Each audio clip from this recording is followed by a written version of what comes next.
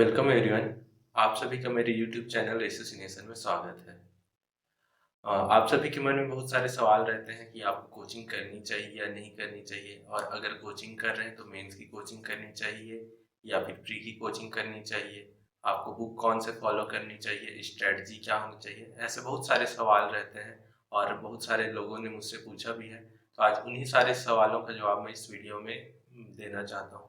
Book list का video मैं अलग से लाऊंगा। बाकी जो है मेरी जर्नी कैसी रही, मेरी तैयारी कैसे रही, मैंने तैयारी कब शुरू की, उन सभी चीज़ों को जो है आज मैं इस वीडियो में बताने वाला हूँ। तो कॉलेज से पास आउट होने के बाद जो है मैंने अपनी तैयारी शुरू की। तो मई 2018 में मैं एनआईटी रायपुर से पास आउट हुआ। पास आउट होने के बाद मैं सोच रहा था कि मुझे क्या करना चाहिए। फिर मैंने सोचा कि मुझे सीजीपीएससी की तैयारी शुरू करनी चाहिए। तो मैंने जुलाई 2018 से कोचिंग करना शुरू की। और स्टार्टिंग में आप सभी लोगों की तरह मेरे मन में भी कन्फ्यूजन था, डाउट था कि प्री की कोचिंग करनी चाहिए या मेंस की कोचिंग करनी चाहिए। तो मैंने बहुत सारे फैक्टर देखे कि एग्ज़ाम के बीच में कितने दिनों का गैप होता है। प्री का एग्ज़ाम होता है, फिर उसके बाद मेंस के एग्ज़ाम होता है, तो इन दोनों एग्ज़ाम के बीच में कितना गैप होता है और हमें टोटल कितना समय मिलता है मेंस की तैयारी करने के लिए, प्री की तैयारी करने के लिए। तो ऐसे बहुत सारे चीज़ों को लेकर जो है मैंने सोचा कि मुझे जो है पहले मेंस की कोचिंग करनी चाहिए। और मैंने मेंस की कोचिंग के लिए जो है Delhi IAS academy Bilaspur join की।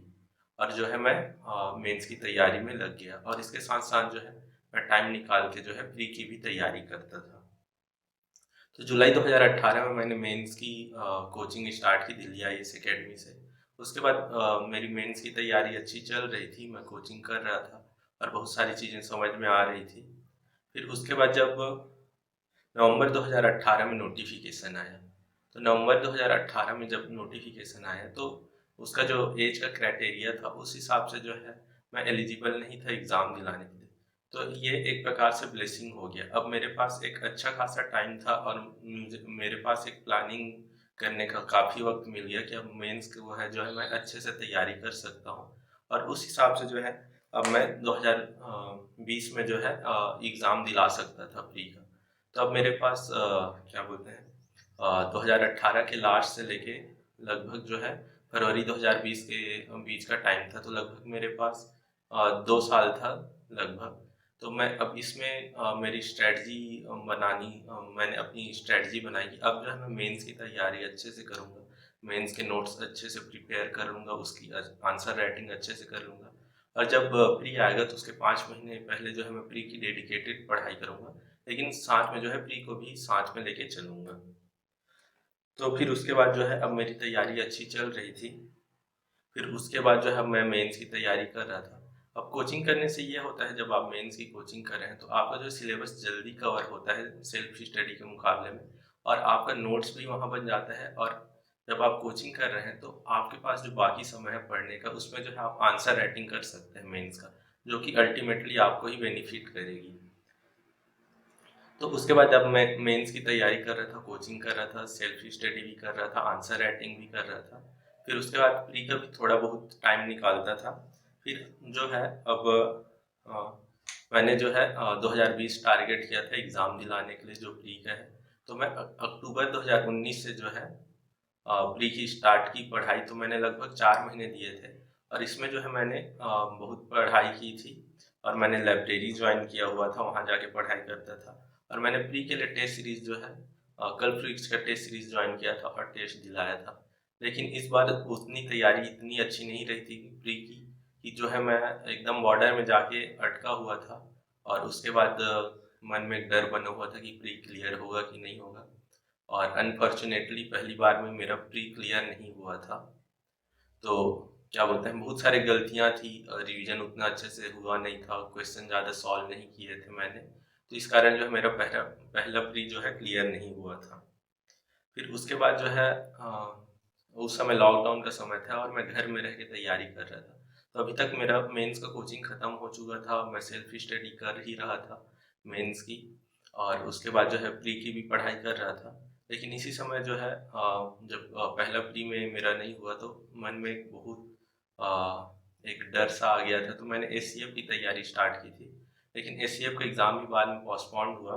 फिर उसके बाद जो है मैं हाँ, सितंबर 2020 से जो है प्री की पढ़ाई जो है फिर से स्टार्ट की।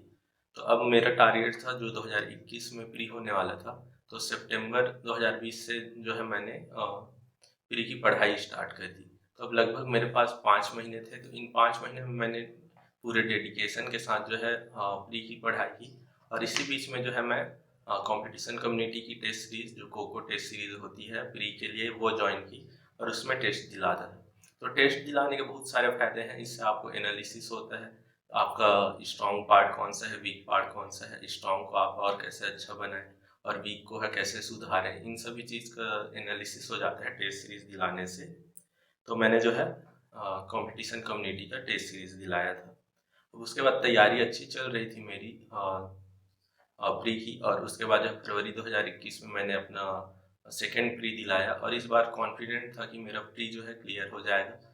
और इस कॉन्फिडेंस के साथ मैं चल रहा था और अभी तक जो है मेरी मेंस की तैयारी अच्छी ही चल रही थी। मेरे पास सभी नोट्स थे, आंसर राइटिंग भी एक बार हो चुका था। तो अब जो है मैं टेस्ट सीरीज़ जॉइन किया। तो मैं जो है पाथ आईएएस एकेडमी जो कि रायपुर में है, तो मैं रायपुर में रह के जो है उसका टेस्ट सीरीज़ दिलाने पहुँचा। और रायपुर में जब 1 महीने मैंने टेस्ट सीरीज़ दिलाया, मैंने 3 से 4 टेस्ट दिलाए थे कि कोरोना का सेकंड वेव आ गया। तो जब सेकंड वेव आया तो वापस से लॉकडाउन हुआ और मुझे घर आना पड़ा। अब जो है मैं पाथा ये इसके जो मेंस के टेस्ट सीरीज़ थे वो मैं ऑनलाइन दे रहा था। तो घर में रह के जो है मैंने प्री के बाद जो है मेंस के ऑनलाइन टेस्ट दिए हैं पाथ आईएएस एकेडमी के। फिर उसके बाद जो है पहले जून 2021 में मेंस होने वाला था, लेकिन कोरोना के कारण जो है वो 1 महीने पोस्टपोन्ड हो गया और जो जुलाई 2021 में मेंस हुआ।